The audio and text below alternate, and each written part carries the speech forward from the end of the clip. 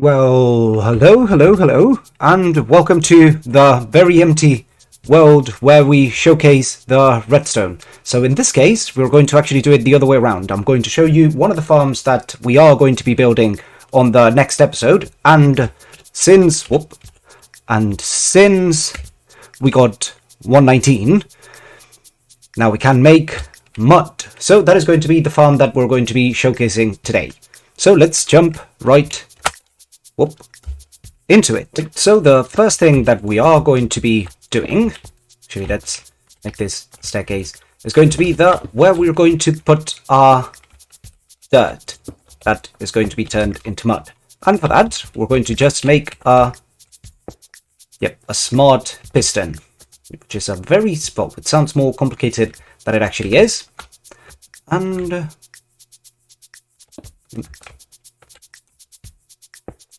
yep, it's pretty much a piston that is going to activate every time that a block, this one is not going to work. Every time that a block is placed on top of it.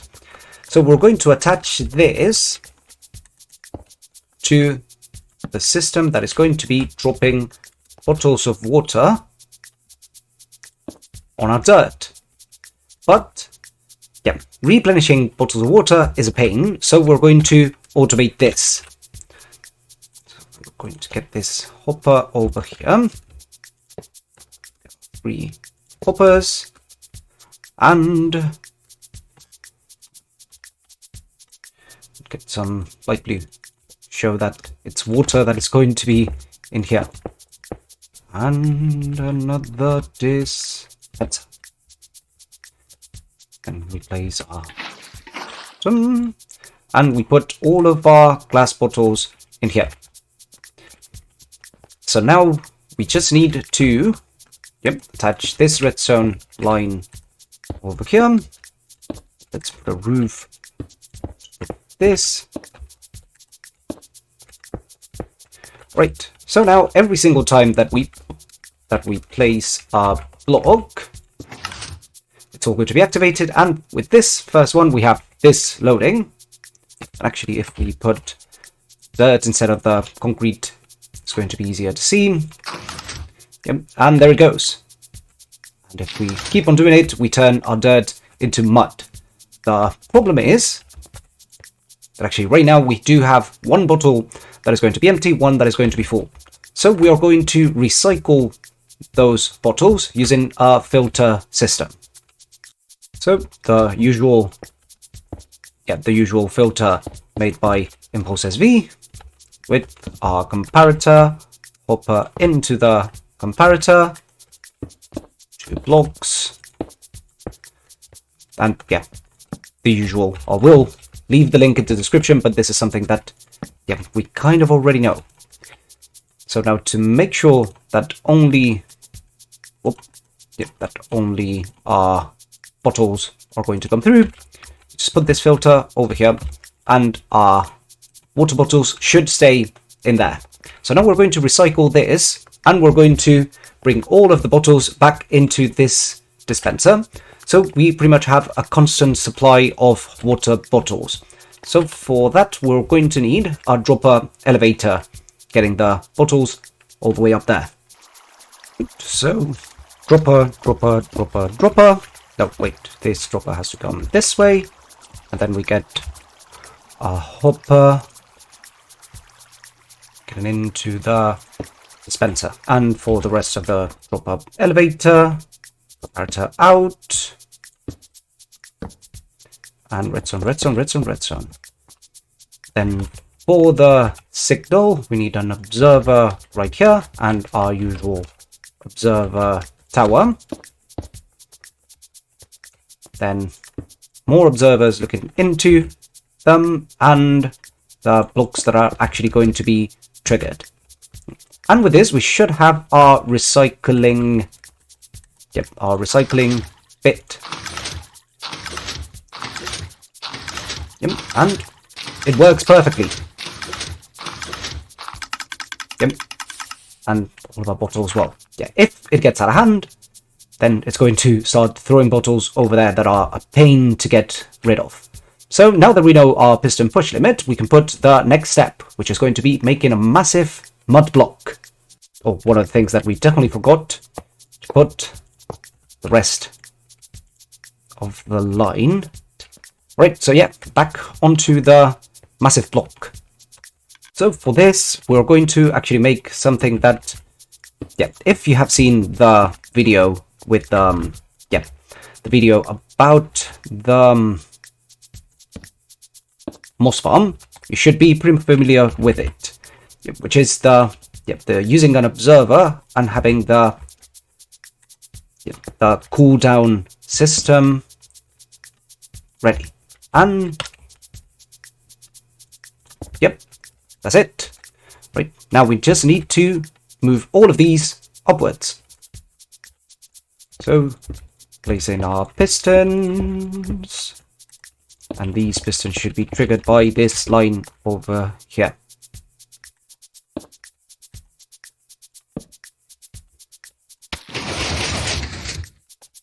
Alright, so it is working. Now it's a matter of, as per usual, adjusting all of this so we don't get... Yep, that should do. Right, so now if we place our dirt, we should be getting all of this.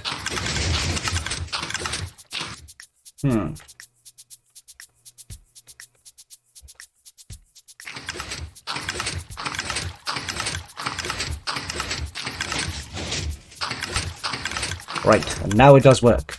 It was all a matter of getting this repeater onto 2 ticks, same as this one over here, triggering the mechanism. So far, we're going to get, well, a ton of mud, and we're going to get a slice of mud. Now we're going to push it across to make a mud block, well, a bigger mud block. Right, so for that, we're going to start our system over here. So we leave 2 blocks as a space, and now we are going to make a piston wall, which is going to actually take a little bit of time. So let's skip that part. Right, so now that we have our 6x7 piston wall, we are going to sort of do the same system that we did over here, so detecting with an observer, but we are going to need to tweak it just a little bit, and you'll see exactly why. So for the piston walls, I've actually seen a video, I think it was by OMGCraft, I'll put the link in the description as well, that tells you exactly how these things work. So the first thing that we need is to be able to detect the blocks coming out, and we're going to, well, yeah, to run the same system that we have done with that cooldown, but you'll see that this needs to be slightly different. And now for the activation of the pistons. So that OMGCraft video actually shows that when you place a redstone torch right behind, a redstone torch is going to activate the one right next to it and the one below. So we actually need lines of torches that are going to be activating our pistons. Then we leave one blank and we do the same.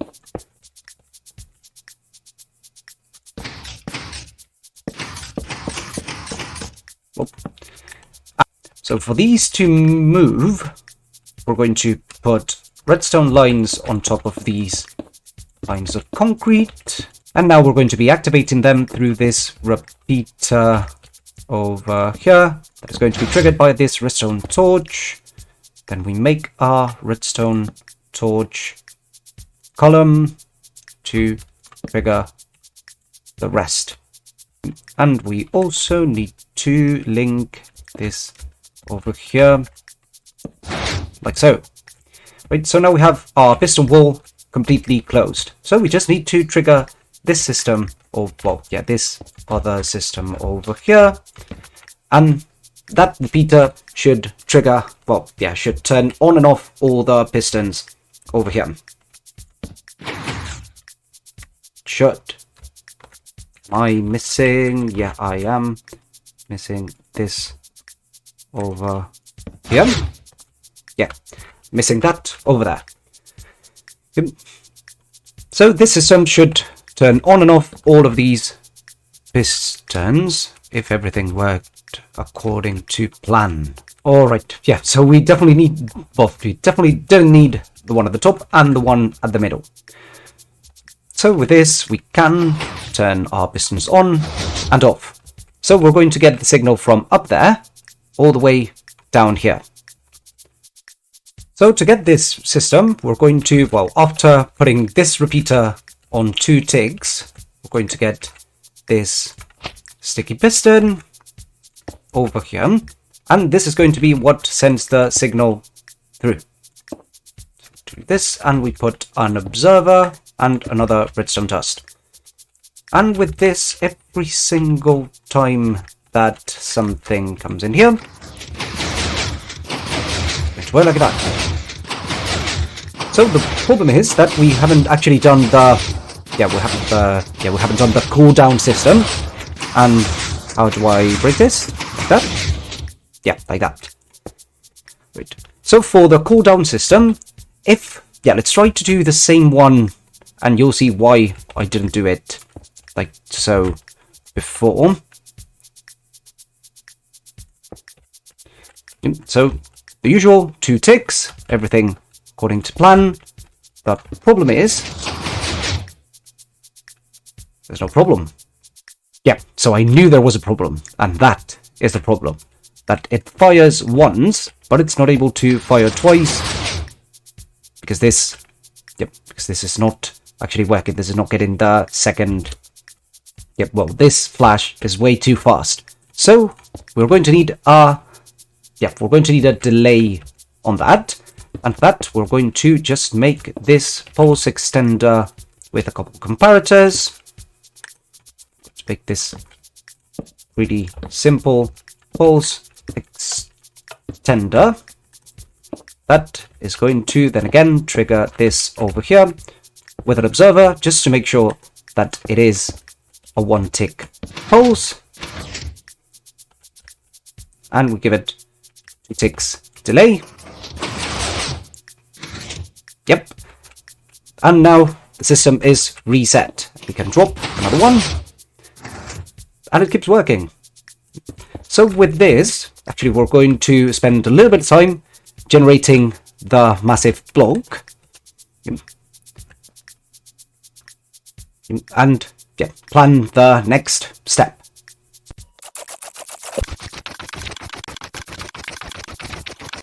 So for the next step, we are going to be using, the always dangerous TNT. So we already made that, that pink tub right behind us. That is going to be sort of a safety mechanism, because if TNT falls on water, it's not going to break anything. And at the same time, we do have our collection system over here with our chest and the and set of stairs, so we can open said chest. So the first thing that we need to plan is where we want the TNT to land, and we are going to do it. It's going to be 7 blocks away. So 1, 2, 3, 4, 5, 6, and 7, and then it should land this piece of obsidian. So knowing that our TNT needs to land in here, I'm going to make this tower, and I'm going to make it this tall, but the important thing is if the mud block keeps getting bigger and bigger and bigger, that the TNT that falls on top of the mud block, it's not going to break the TNT duper that we're going to be making up there. So that it is going to be kind of up to you, because I cannot be bothered to just measure that. I'm just going to make it as tall as I want, because we have enough space. But probably this calculation I'll have to make it if I want to do this in our hardcore world. So I thought that I was not going to be able to use TNT for the collection system, because I thought, the classic TNT duper that uses the dead coral fan. But it turns out that there is one that uses just note blocks, observers, and the materials that we have down there, and actually redstone dust. So we're going to build that one. That one has been, well, yeah. I will put the link in the description as well to Iceberglettuce's tutorial on this super easy TNT duper that is going to come really handy for early game TNT duping and some farms. So let's try to replicate that. So the first thing, we need to make sure that our TNT is going to fall down here. So we're going to sort of reverse the tutorial just a pinch. Alright, so we're going to start this by making this smiley face. Actually, Iceberglettuce's words, not mine. And we're going to place a couple pistons. One over here, one block other way, and another one over here. And we're going to put redstone dust over these three. Now we can get rid, for the time being, of the TNT. Then the next bit, we need one observer. That's the other one. One observer facing downwards on this observer over here. Then another one looking into it, and another block. And another observer looking into that node block. Place. Well, yeah, we're going to place another observer facing that way. One trapdoor on that first node block, and our TNT. And if everything went according to plan, if I put this, yes, we do get one TNT down there. That is breaking our mud. So every single time that we, well, yeah, that we update this node block, we're going to be dispensing one TNT. So what we are going to do is to hook this system over here, yeah, this redstone tower, to our mechanism. So every single time that these, well, that this piston wall fires, there's going to be one TNT being dropped. And now that we have it all connected, I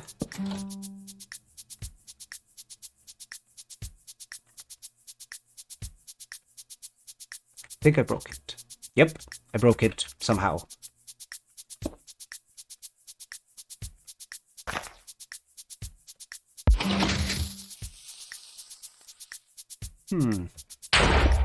Oh, it is working.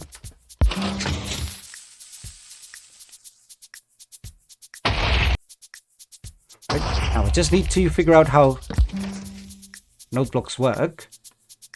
But yeah, this seems to be working pretty well. And if I place one of these, and it gets pushed. Yes, and we get everything collected. So let's have a test run with all of this. And, well, yeah, let's see if it actually breaks everything if we stick around for a while, or if it works perfectly. So the last thing that we're going to be adding is this dropper over here, attached to this line of redstone over here, a hopper, and a double chest. And with this, if we drop a ton of dirt over here, this dropper is going to give us one block of dirt every single time that we place another one. So, yeah, it's going to be sort of a renewable, well, not renewable, but yeah, we can stay in here until this whole double chest is done, because this is renewable, the TNT is being duped, so yeah, everything should work fine. Alright, and while we see the machine, turning dirt into mud and packing it together and blowing it up, yeah, it's fair to say that it's not, it's mostly a converter rather than a farm. It's sort of the same sort of technicality with the concrete farms, that you are just hardening and blowing it up and then collecting it. So in this case, you're pretty much doing the same. I assume that eventually someone like Raceworks is going to do something like that after the farming everything series that he made. But yeah, at this point, it's just turning dirt into mud, so you technically have to pick up the dirt and put it in there. The other thing that you might have seen is that I was placing blocks at a sort of rhythm. And that is because, if you place blocks way too fast, the smart piston is going to push everything, but the dispenser is not going to have time to throw the bottle. So in the end, you get weird patches with dirt instead of mud. So the perfect rhythm that I got it with an auto clicker was 1 block per second. Yeah, but it might be, well, yeah, it might be possible to speed it up just a pinch, but you know, it's super comfortable to just get in there, start, well, yeah, go for lunch like I did during the time labs, and you know, just leave the machine just preparing the mud for you. Yeah, so we have been able to make this completely AFK dirt, well, yeah, mud converter that actually has a pretty neat collection system with, yeah, actually even I learned how to do the TNT duplication without all the, yeah, without all the weird dead coral fans. And yeah, very happy with the tutorial. We're actually going to be making it in our hardcore world, so keep an eye out for the next episode. But that is going to be all the time that we have for today. I hope you enjoyed it, that you learned something, and I'll catch you on the next one. See ya!